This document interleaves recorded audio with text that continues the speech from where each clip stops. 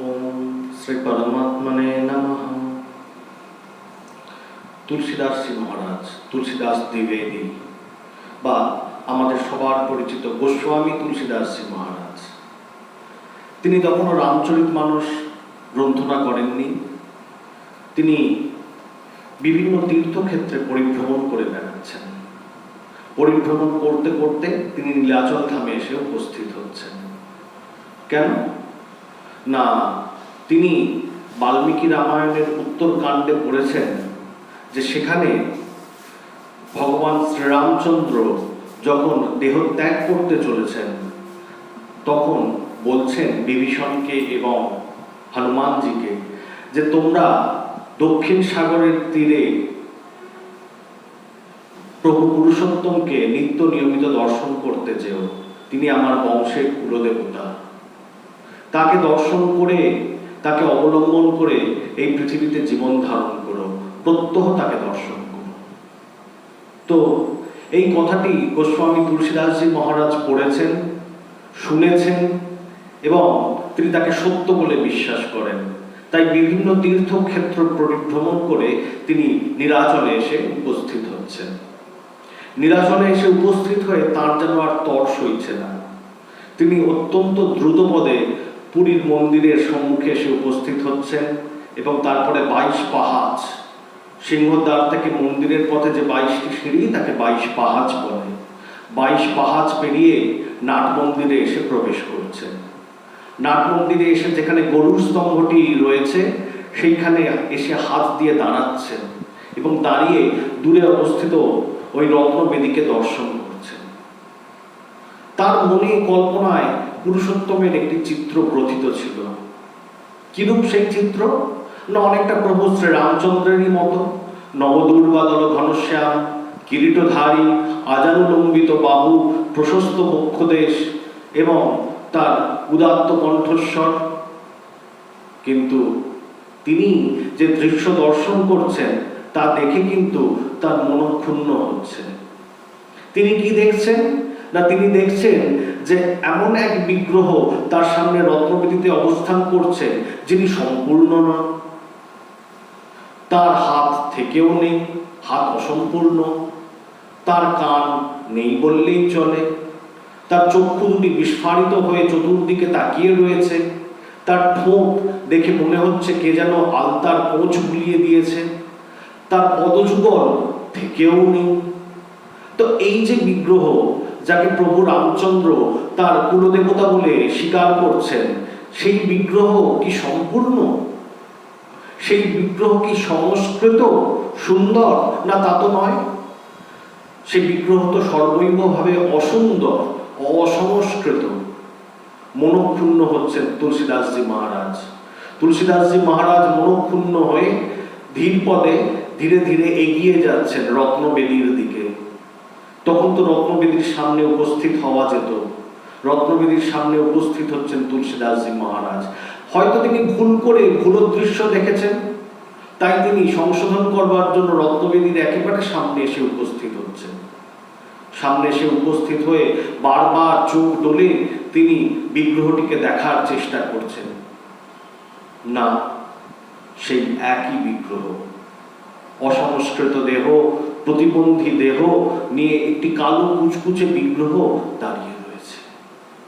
যে বিগ্রহকে দেখে প্রণাম করার মতো মানসিকতা জাগে না, যে বিগ্রহকে দেখে শ্রদ্ধা জানানোর মতো অবকাশ জাগে না। তিনি প্রণাম করলেন না, তিনি শ্রদ্ধা নিবেদন করলেন না। বিন্দুমাত্র মনের ভেতরে শ্রদ্ধাভাব না রেখে তিনি মন্দির থেকে নিষ্কাশিত হলেন এবং মনক্ষুণ্ণ হয়ে তিনি বিভিন্ন কথা ভাবতে ভাবতে মন্দির ত্যাগ করার জন্য উদ্যত হলেন। 22 পাহাচ দিয়ে আসছেন তিনি, মনে মনে ভাবছেন যে এই কেমন বিগ্রহ যে হাঁটতে পারে না। যদি হাঁটতে না পারে তাহলে ভক্তের কাছ অবধি পৌঁছয় কি করে? এই কেমন বিগ্রহ যার হাত নেই। হাত যদি না থাকে তাহলে তিনি এই পৃথিবীর সৃষ্টি স্থিতি প্রলয় করছেন কি করে? এই কেমন বিগ্রহ যার কান নেই। যদি কান না থাকে তাহলে এই বধির দেবতা কি করে ভক্তজনের আকুল প্রার্থনা শ্রবণ করেন? এই কেমন বিগ্রহ, যে বিগ্রহে চোখের পলক নেই? এই কেমন বিগ্রহ যা ঠোঁট ঠিক মতো সুগঠিত নয়? তা দিয়ে কি ভগবান গীতার প্রবচন পাঠ করেছিলেন? এই সমস্ত বিভিন্ন কথা তিনি ভাবতে ভাবতে 22 পাহাচ দিয়ে নামছেন। তিনি আরো ভাবছেন, এই বিগ্রহকে কি দর্শন করবার জন্য প্রত্যহ বিভীষণ এবং হনুমানদেরই ভক্তগণ এই মন্দিরে আসেন? তার বিশ্বাস হয় না।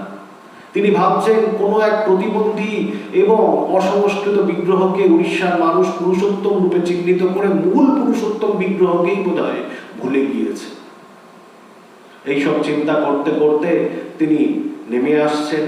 হঠাৎ করে তার একটি বাধার সৃষ্টি হল। একটি হনুমান কোথা থেকে না জানি এসে লাফাতে লাফাতে তার কাঁধের উপর পড়ল এবং কাঁধের উপরে যে উত্তরীয়টি ছিল সেই উত্তরীয়টি লুণ্ঠন করে নিয়ে গিয়ে মেঘনাদ বের অর্থাৎ শ্রীমন্দিরের বাইরের দিকের যে প্রাচীরটি রয়েছে সেই প্রাচীরের উপরে উঠে বসল। একে তো অভীপ্সিত বিগ্রহ দর্শন না করে আমাদের তুলসীদাসজি মহারাজের মনোক্ষুণ্ণ হয়েছে, তার উপরে তার এই একমাত্র উত্তরীয়টি ওই হনুমানটি লুণ্ঠন করে নিয়েছে, তাতে অত্যন্ত বিরক্ত হচ্ছেন তুলসীদাসজি মহারাজ। যেমন এখানকার অসংস্কৃত বিগ্রহ, তেমনি এখানকার অসংস্কৃত মানুষজন এবং পশু পাখি। পশু পাখির আর অসংস্কৃত ভাবনা কি হতে পারে? কিন্তু তুলসীদাসজি তখন মনক্ষুণ্ণ হয়ে এই কথাই চিন্তা করে চলেছেন। তিনি হনুমানটিকে উদ্দেশ্য করে বিভিন্ন অঙ্গভঙ্গি করছেন, তাকে উদ্দেশ্য করে সাপ সাপান্ত দিচ্ছেন, তাকে উদ্দেশ্য করে বোঝানোর চেষ্টা করছেন যদি কোনো ক্রমে সেই উত্তরীয়টি ফিরে পাওয়া যায়। কিন্তু তার যাবতীয় প্রচেষ্টা সত্ত্বেও হনুমানটি সেই উত্তরীয়টি নিয়ে নির্বিকার চিত্তে ওই মেঘনাদ বেড়ে বসে রয়েছে। তখন একজন দীর্ঘদেহী ব্রাহ্মণ তুলসীদাসজি মহারাজের দিকে এগিয়ে আসছেন। তুলসীদাসজি মহারাজের দিকে এগিয়ে এসে সেই বৃদ্ধ দীর্ঘদেহী ব্রাহ্মণটি বলছেন তুলসীদাসজি মহারাজকে যে, কি হলো, আপনি এত উত্তেজিত কেন? আপনি এত ক্রুদ্ধ কেন? কি হয়েছে আপনার? না, আমার সম্বল এই একমাত্র উত্তরীয়টি, সেটি ওই মানবটি তুলে নিয়ে গিয়ে মেঘনাদ বের প্রাচীরে বসে রয়েছে, তা আমাকে ফেরত দিচ্ছে না। আমি এত চেষ্টা করছি কিন্তু তা সত্ত্বেও ফেরত পাচ্ছি না। এই অকিঞ্চন দরিদ্র দ্বিতীয় উত্তরীয় কোথায় পাবে বলুন দেখি? সব কথা শুনে সেই দীর্ঘদেহী ব্রাহ্মণটি ওই বানরটির দিকে তাকালেন এবং বানরটির দিকে তাকিয়ে তাকে তিরস্কার করতে লাগলেন, তাকে আরো কি কি কথা বললেন। সে ভাষা তুলসীদাসজি মহারাজ বোঝেন না। তার এই অঙ্গভঙ্গি, তার এই বিকৃত সাপসাপান্ত, তার এই না বোঝা কথাবার্তা শুনে হনুমানটির ভিতরে কি প্রতিক্রিয়া হলো জানি না, কিন্তু হনুমানটি সেই উত্তরীয়টি ছুঁড়ে ফেলে দিলেন। আর তুলসীদাসজি মহারাজ পরম কৃতজ্ঞ চিত্তে সেই দীর্ঘদেহী ব্রাহ্মণের দিকে তাকিয়ে তাকে প্রতি নমস্কার জানিয়ে তিনি ওই উত্তরীয়টি কাঁধে নিয়ে মন্দির থেকে বেরিয়ে এলেন এবং মনে মনে এই সিদ্ধান্তে উপনীত হলেন যে না, এই বিগ্রহ কখনোই শ্রীরামচন্দ্রের অভীষ্ট দেবতা কুলদেবতার বিগ্রহ নয়। এই মনে করে তিনি বড়দাণ্ড ধরেন, মন্দিরের সামনে যে বড় রাস্তাটি রয়েছে তাকে বড়দাণ্ড বলে, বড়দাণ্ড ধরে বেশ কিছুটা এগিয়ে চললেন। হেঁটেই চলেছেন তুলসীদাসজি। তার সম্বিত নেই, কতক্ষণ যে তিনি হেঁটেছেন তা তিনি নিজেও জানেন না। যখন সন্ধ্যা এসে উপস্থিত হচ্ছে তখন তার সম্বিত জাগ্রত হচ্ছে। তখন তিনি দেখছেন সন্ধ্যার ঘরান্ধকারের মধ্যে তিনি মন্দির থেকে প্রায় 8 মাইল দূরে এসে উপস্থিত হয়েছেন। এমন এক স্থানে এসে উপস্থিত হয়েছেন যেখানে জনপ্রাণী পর্যন্ত কেউ নেই, কেবলমাত্র একটি দীর্ঘ বৃক্ষ রয়েছে আর চারদিকে ঘুটঘুটে অন্ধকার হয়ে গিয়েছে। সকাল থেকে বিগ্রহ দর্শনের উত্তেজনায় তিনি স্নান পর্যন্ত করেননি, তিনি খাওয়া দাওয়া পর্যন্ত করেননি, তিনি জলস্পর্শ পর্যন্ত জিহ্বায় করেননি। এখন পিপাসায় তার বুক ফেটে যাচ্ছে, এখন ক্ষুধায় তার উদর ব্যতিব্যস্ত হয়ে পড়ছে। কিন্তু খাবার এখন পান কোথায়, জল এখন পান কোথায়? তিনি ভারী চিন্তিত হয়ে পড়লেন। এই জনবিরল স্থানে তাকে খাওয়ার দেবে, তাকে জল দেবে, এরূপ তো কাউকে তিনি দেখতে পাচ্ছেন না। তিনি বাধ্য হয়ে ওই বৃক্ষতলে বসে পড়লেন। বৃক্ষতলে বসে পড়ে বিভিন্ন কথা চিন্তা করতে লাগলেন। এমন সময় হঠাৎ করে তিনি দেখছেন যে দূর থেকে একটি প্রদীপের আলো যেন তারই দিকে এগিয়ে আসছে। এই ঘনান্ধকারের মধ্যে প্রদীপ নিয়ে কে আসছে? সে কি আমারই উদ্দেশ্যে আসছে? এই কথা চিন্তা করছেন। এমন সময় দেখছেন যে এক দীর্ঘদেহী পুরুষ তার দিকে এগিয়ে আসছেন এবং এগিয়ে এসে বিরাট এক থালা তাকে নিবেদন করছেন। সেই থালাতে অজস্র খাদ্যদ্রব্য রাখা রয়েছে। তিনি দুচোখ ভরে সেই খাদ্যদ্রব্যের দিকে তাকিয়ে রয়েছেন আর জিজ্ঞাসা করছেন, এই খাদ্য কি আমার জন্য? এই খাদ্য যা মহাপ্রসাদ, সেই দীর্ঘদেহী পুরুষটি বলছেন, এই খাদ্য যা মহাপ্রসাদ তা আপনারই জন্য প্রেরণ করা হয়েছে। আপনি কৃপা করে এই মহাপ্রসাদ গ্রহণ করুন। তুলসীদাসজি শুনেছেন যে এই মহাপ্রসাদ সাক্ষাৎ লক্ষ্মী দেবী রন্ধন করেন। লক্ষ্মী দেবী রন্ধন করেন প্রভু জগন্নাথ দেবের জন্য, তার প্রতি নারায়ণের জন্য। জগন্নাথ দেব সেই প্রসাদ উচ্ছিষ্ট করে দিলে তা বিমলা দেবীর উদ্দেশ্যে নিবেদিত হয়। বিমলা দেবী তা গ্রহণ করে উচ্ছিষ্ট করে দিলে তা মহাপ্রসাদে পরিণত হয়। জগন্নাথ দেব গ্রহণ করলে তা প্রসাদে পরিণত হয়, বিমলা দেবী গ্রহণ করলে তা মহাপ্রসাদে পরিণত হয়। সেই মহাপ্রসাদ আজ তিনি গ্রহণ করছেন। তার মনে কিন্তু মহাপ্রসাদ সম্বন্ধে বিন্দুমাত্র শ্রদ্ধা ভক্তি কিছুমাত্র নেই। কেবলমাত্র খাদ্য হিসেবে তাকে বিবেচনা করে তিনি উদর পূর্তি করছেন। ঘটিতে আনা জল তিনি গ্রহণ করছেন, তিনি শান্তি লাভ করছেন। শান্তি লাভ করে তিনি জিজ্ঞাসা করতে যাচ্ছেন সেই পুরুষটিকে যে এই মহাপ্রসাদ আমার উদ্দেশ্যে কে প্রেরণ করলো, কে জানতে পারলো যে আমি সমস্ত দিন ক্ষুধায় কাটিয়েছি? কিন্তু তার দিকে তাকাতে গিয়ে দেখছেন যে সেই পুরুষটি তো সেখানে আর উপস্থিত নেই। সে কখন চলে গিয়েছে।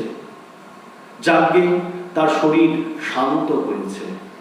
তিনি সেই শান্ত শরীর নিয়ে কিছুক্ষণ বৃক্ষতলে বসলেন। তারপরে ওই স্থানে বিশ্রাম করতে করতে কখন যে তার চোখ দুটি জুড়িয়ে এলো এবং তিনি যে নিদ্রিত হয়ে পড়লেন তা তিনি নিজেও জানেন না। যখন নিদ্রিত হলেন তখন তিনি স্বপ্ন দেখছেন। স্বপ্নে কাকে তিনি দর্শন করছেন? না তার প্রাণাধিক প্রিয় ইষ্ট শ্রীরামচন্দ্রকে, যাকে দর্শন করবার জন্য, যার ইষ্ট দেবতাকে দর্শন করবার জন্য আজ তুলসীদাসজি মহারাজ ওই মন্দিরে গিয়ে উপস্থিত হয়েছিলেন এবং দর্শন না পেয়ে যিনি মনঃক্ষুণ্ণ হয়েছিলেন। তো তুলসীদাসজি মহারাজ দর্শন করছেন সেই প্রভু শ্রীরামচন্দ্রের। শ্রীরামচন্দ্রকে দর্শন লাভ করার পর তিনি কৃতজ্ঞ চিত্তে তার উদ্দেশ্যে স্তুতি নিবেদন করছেন। স্তুতি নিবেদন করা হয়ে গেলে প্রভু শ্রীরামচন্দ্রের প্রসন্ন আনন্দ দেখে তিনি ভাবমোহিত হয়ে পড়ছেন। শ্রীরামচন্দ্র তাকে বলছেন, হে বৎস তুলসীদাস, তুমি আজ মন্দিরে গিয়ে শ্রদ্ধা নিবেদনটুকু করলে না কেন? তুমি আজ মন্দিরে গিয়ে প্রণাম করলে না কেন? তুমি আজ মন্দিরে গিয়ে আমার ইষ্ট দেবতাকে শ্রদ্ধা নিবেদন করলে না কেন? এইসব শুনে তুলসীদাসজি বলছেন, সেই স্বপ্নের মধ্যেই বলছেন যে যে বিগ্রহকে আমি দর্শন করেছি তাকে কি শ্রদ্ধা নিবেদন করা যায় প্রভু?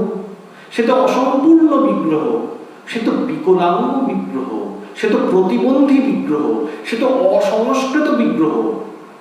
না তার আছে পূর্ণাঙ্গ হাত, না তার আছে পূর্ণাঙ্গ পা, না তার আছে কান, না তার আছে চক্ষু পলক, না আছে তার যথাযথ গঠিত ঠোঁট। আমি সেই বিগ্রহকে কিভাবে নমস্কার করব? সেই বিগ্রহের উদ্দেশ্যে কিভাবে শ্রদ্ধা আমার জাগ্রত হবে? সেই বিগ্রহ কি সত্যিকারেরই আপনার ইষ্ট দেবতা? শ্রীরামচন্দ্র উত্তর দিচ্ছেন, তুমি ভুল করেছো তুলসীদাস, তুমি ভুল করেছো। হ্যাঁ, সেই বিগ্রহ আমার বংশের কুলদেবতা, তিনিই পুরুষোত্তম দেব, তিনিই জগন্নাথ দেব, তিনিই পরম পুরুষ রূপে এই রত্নবেদীতে অবস্থান করে চারিদিক তিনি পরিচালনা করে চলেছেন। আমি তার অংশ মাত্র, তিনি অবতারই, অর্থাৎ পরম ব্রহ্ম, আমি তার অবতার, অর্থাৎ তার দেহাংশ থেকে গঠিত একজন ক্ষুদ্র অবতার মাত্র। তার কৃপা কটাক্ষে আমার মতো শত শত অবতারের জন্ম হতে পারে। সেই অবতারী জগন্নাথকে তুমি চিনতে পারবে না?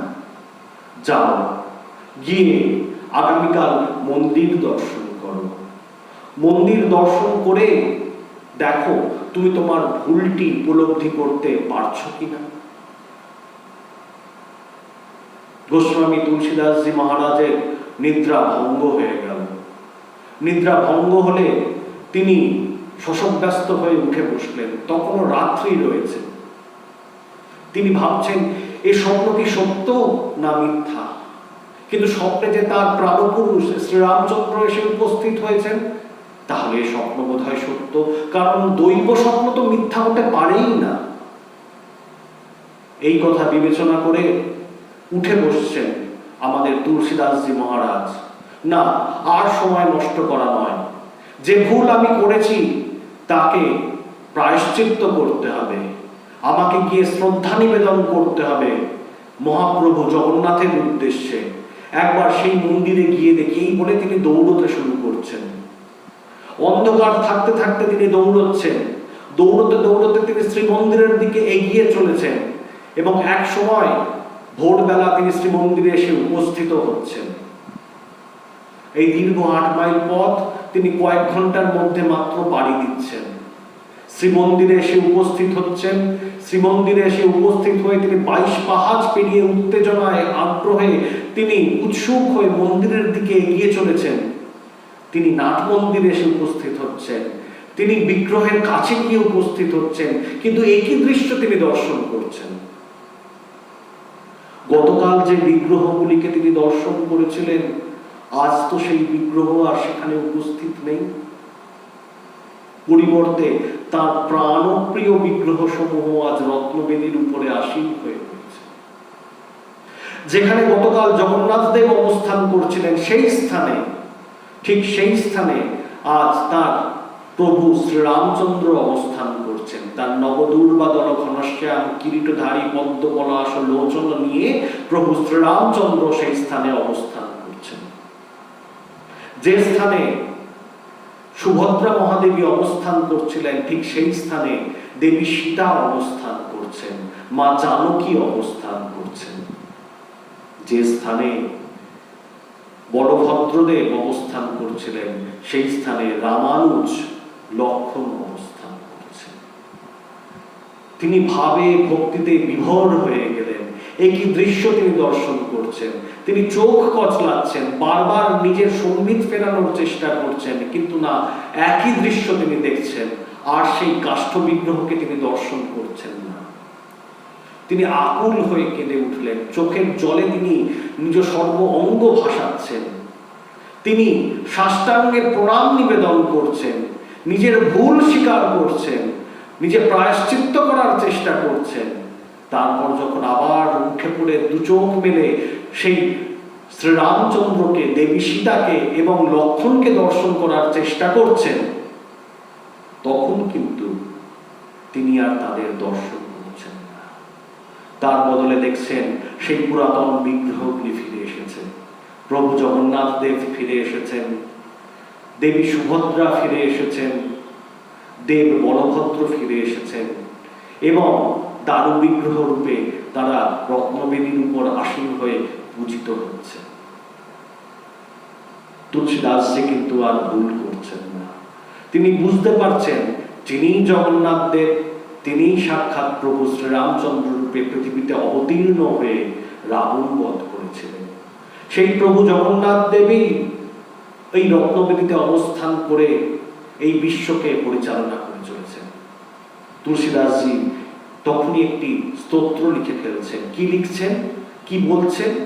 তিনি গেয়ে উঠছেন, विनु पद चलई सुन विनु काना, कर विनु कर्म करही विधि नाना। आनन रहित सकल रस भोगी, বিনু বাণী বক্তা बर योगी। কি বলছেন?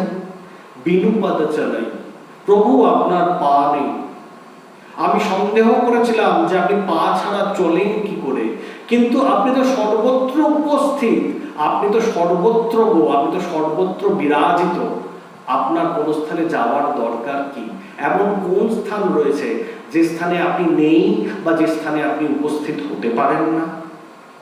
বিনু পদ চালাই শুন বিনু কানা।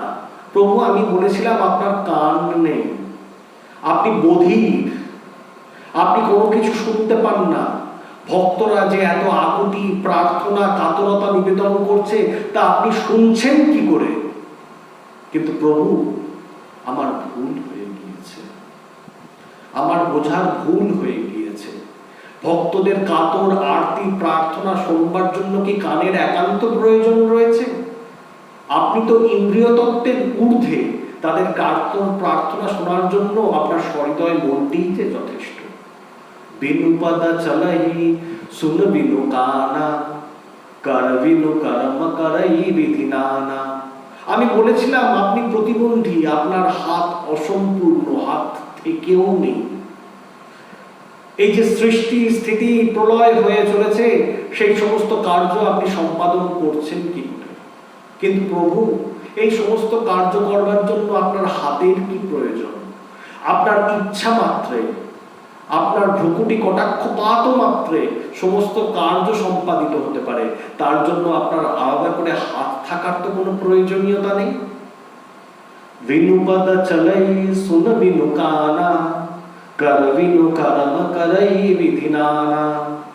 आनन रहित सकल रस भोगी, आनन रहित, আপনি মুখবিহীন, অথচ আপনাকে মিষ্ট থেকে তিক্ততম সমস্ত স্বাদ আপনাকে দেওয়া হয়। আপনি 56 ভোগ গ্রহণ করে থাকেন বলে শোনা যায়। আমি সন্দেহ প্রকাশ করেছিলাম আপনার মুখই নেই, আপনি খাদ্য গ্রহণ করেন কি করে? কিন্তু হে প্রভু, আপনি জনগণের প্রতির উদ্দেশ্যে সেই সমস্ত খাদ্য দর্শন মাত্রে গ্রহণ করে নেন। তার জন্য আপনার জিহ্বা বা সুগঠিত মুখ থাকার কোনো প্রয়োজনীয়তা নেই।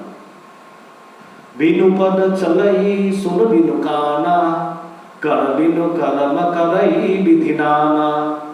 আনন রহিত সকল রস ভোগী, বিনু বাণী বক্তা बर योगी। কি বলছেন? না বলছেন যে আপনি মুখবিহীন, আপনি ভক্তকে উপদেশ দেন কি করে? আপনি ভক্তকে প্রবোধ বাক্য বলেন কি করে? আপনি প্রবচন নিষ্কাশন করেন কি করে? আপনার তো মুখ। কিন্তু প্রভু আপনি পৃথিবীর শ্রেষ্ঠতম বক্তা, মুখের প্রয়োজনীয়তা নেই আপনার বাণী উচ্চারণের জন্য। আপনি সেই বক্তা যিনি কুরুক্ষেত্র যুদ্ধে বিষম পরিস্থিতিতে ওই ধর্মক্ষেত্রে গীতার বাণী প্রবচন করেছিলেন। ইচ্ছা মাত্রে সেই বাণী আপনি ব্যক্ত করতে পারেন, তার জন্য মুখের কি প্রয়োজন রয়েছে? বিনু পদ চলাই শুন বিনু কানা, কর বিনু কর্ম করই বিধি নানা। आनन रहित सकल रस भोगी, बिनु बानी बक्ता बर योगी। আপনি পৃথিবীর শ্রেষ্ঠতম যোগী। আমি এত যোগীকে দর্শন করেছি, কিন্তু আপনার মতো যোগী শ্রেষ্ঠ আর কাউকে পাইনি। আপনি জীবাত্মার সঙ্গে পরমাত্মার মিলন ঘটিয়ে দিয়ে যে অসম্ভব কার্যকে সম্ভব করছেন, তাই আপনার শ্রেষ্ঠ যোগিত্বের প্রমাণ। স্তোত্র নিবেদন করা হলে তুলসীদাসজি দেখছেন যে তার ইষ্ট শ্রীরামচন্দ্র তথা জগন্নাথ দেব প্রসন্ন হচ্ছেন। জগন্নাথ দেব তাকে চঞ্চল বিগ্রহে, চিন্ময় বিগ্রহ রূপে দর্শন দিচ্ছেন এবং দর্শন দিয়ে বলছেন যে হে তুলসীদাস, তোমার নিষ্ঠায় আমি সন্তুষ্ট হয়েছি। তুমি ভুল করেছিলে, কিন্তু তুমি ভুল যেভাবে শোধ করে নিলে তাতে আমি প্রীত হয়েছি। আমি তোমাকে আশীর্বাদ করছি। যদিও তুমি বৃদ্ধ হয়ে গিয়েছ, তবু তোমার দ্বারা এক মহান কাণ্ড সংঘটিত হবে। তুমি রামায়ণ অনুকরণে দ্বিতীয় রামায়ণ তুমি রচনা করবে। সে রামায়ণ সংস্কৃত ভাষায় লেখা হবে না, সে রামায়ণ তোমার কথ্য দেশজ ভাষায় লেখা হবে। আর তার জনপ্রিয়তা আমি আশীর্বাদ করে তোমাকে বলছি বাল্মীকি রামায়ণের ঠিক পরেই হবে। এই আশীর্বাদ করে প্রভু জগন্নাথ দেব অন্তর্হিত হচ্ছেন, আর আমাদের তুলসীদাসজি সেই আশীর্বাদ প্রাপ্ত করে কৃতকৃতার্থ হচ্ছেন।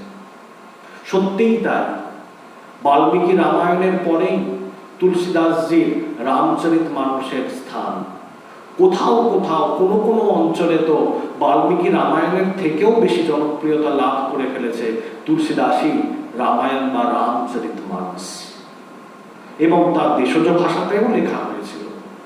এ প্রসঙ্গে মনে পড়ে তুলসীদাসজি মহারাজ ভুলে গিয়েছিলেন যে ওই রামায়ণকে দেশজ ভাষায় লিখতে হবে। তিনি তো সংস্কৃত ভাষায় লিখতে শুরু করে দিয়েছিলেন। প্রথম দিন তিনি সংস্কৃত ভাষায় লিখলেন, কিছু দূর লিখলেন, লিখে তিনি বিশ্রাম নিতে চলে গেলেন। পরের দিন যখন এসে উপস্থিত হচ্ছেন, তিনি দেখছেন যে তার আগের দিনের লেখা সবকিছু মুছে গিয়েছে, আবার শুকনো সাদা কাগজ এসে উপস্থিত হয়েছে। তিনি তো ভারী বিস্মিত হচ্ছেন, তাহলে কি আমি গতকাল কিছু লিখিনি? বিস্মিত হয়ে তিনি ভাবছেন যে তাহলে আমি হয়তো স্বপ্নে লিখেছিলাম, বাস্তবে হয়তো লিখিনি। এই মনে করে বৃদ্ধ তুলসীদাস আবার প্রথম থেকে লেখা শুরু করছেন। বেশ কিছুটা লিখে সেদিনের মতো বিরতি নিচ্ছেন, আবার পরের দিন আসছেন। পরের দিন এসে তিনি দেখছেন যে তার লেখা কাগজগুলি সব সাদা হয়ে গিয়েছে, তাতে কিচ্ছু লেখা নেই। অবাক হয়ে যাচ্ছেন তুলসীদাসজি মহারাজ, তাহলে কি গত দুদিন ধরে আমি কিছুই লিখিনি, কেবলমাত্র স্বপ্ন দর্শন করেছি মাত্র? তিনি আবার প্রথম থেকে লেখা শুরু করছেন। এইভাবে 7 দিন ঘটছে। 7 দিন ঘটার পর সেদিন তিনি নিদ্রা যাচ্ছেন, স্বপ্নে দেখছেন কাশীতে বসে তিনি এই মহাকাব্য লিখছিলেন। সেই মহাকাব্য লেখার জন্য যিনি তাকে উদ্বুদ্ধ করেছেন সেই শ্রীরামচন্দ্র নয়, জগন্নাথ দেব নয়, সে কাশীর অধিষ্ঠাতা দেবতা বিশ্বনাথ তার স্বপ্নে এসে উপস্থিত হচ্ছে এবং উপস্থিত হয়ে বলছেন, প্রভু শ্রীরামচন্দ্র, প্রভু জগন্নাথ তোমাকে কি আশীর্বাদ করেছেন মনে নাই? কি আশীর্বাদ করেছেন প্রভু? স্বপ্নে বলছেন তুলসীদাসজি মহারাজ, না আশীর্বাদ করেছেন যে তোমাকে দেশজ কথ্য ভাষায় লিখতে হবে এই মহাকাব্য, সাধারণ মানুষের ভাষায় লিখতে হবে এই মহাকাব্য, যাতে সাধারণ মানুষ অতি সহজে তোমার কাব্য বুঝতে পারে। তুমি তাই লেখো। আমি তাই প্রত্যেক দিন তুমি সংস্কৃত ভাষায় যা লিখেছ সব আমি মুছে দিয়ে এসেছি। এবার তুমি নতুন করে শুরু করো, তোমার দেশজ ভাষায় সেই লেখা শুরু করো। স্বপ্নভঙ্গ হচ্ছে তুলসীদাসজি মহারাজ। সত্যিই তো এই রামায়ণকে তো দেশজ ভাষায় লিখতে হবে। তিনি সশ্রদ্ধ চিত্তে বিশ্বনাথ দর্শন করে এসে তিনি লিখতে বসলেন আবার নতুন করে রামচরিতমানস, তার নিজের ভাষায়, অবধি হিন্দিতে, দেশজ কথ্য ভাষায় তিনি রামচরিতমানস লিখলেন। এবং সেদিন লেখার পর পরের দিন এসে কিন্তু আর তাকে সাদা কাগজ দেখতে হলো না। তিনি দেখলেন যতদূর তিনি লিখেছিলেন ততদূর লেখা কিন্তু তার রয়ে গিয়েছে, তারপর থেকে লেখা শুরু করলেন। এমনই হয়, এমনই হয়। আমরা কোনো কার্য যখন নিজের ইচ্ছায় করি তখন তাতে ভ্রান্তি থাকতে পারে, তখন তাতে ত্রুটি থাকতে পারে, তখন তাতে প্রত্যবায় থাকতে পারে। কিন্তু যদি আমরা ঈশ্বরেচ্ছায় সেই কার্য করি তাহলে যত ভুলই আমরা করি না কেন ঈশ্বরই তা শুধরে দেন, তা সংশোধন করে দেন। ঈশ্বর ইচ্ছায় আমাদের প্রতিটি কার্য সম্পন্ন হতে থাকুক, তার ইচ্ছায় আমরা তাকে লাভ করতে পারি, এই প্রার্থনা সহ আজকের পাঠের এখানেই বিশ্রাম নিচ্ছি। অজস্র ধন্যবাদ।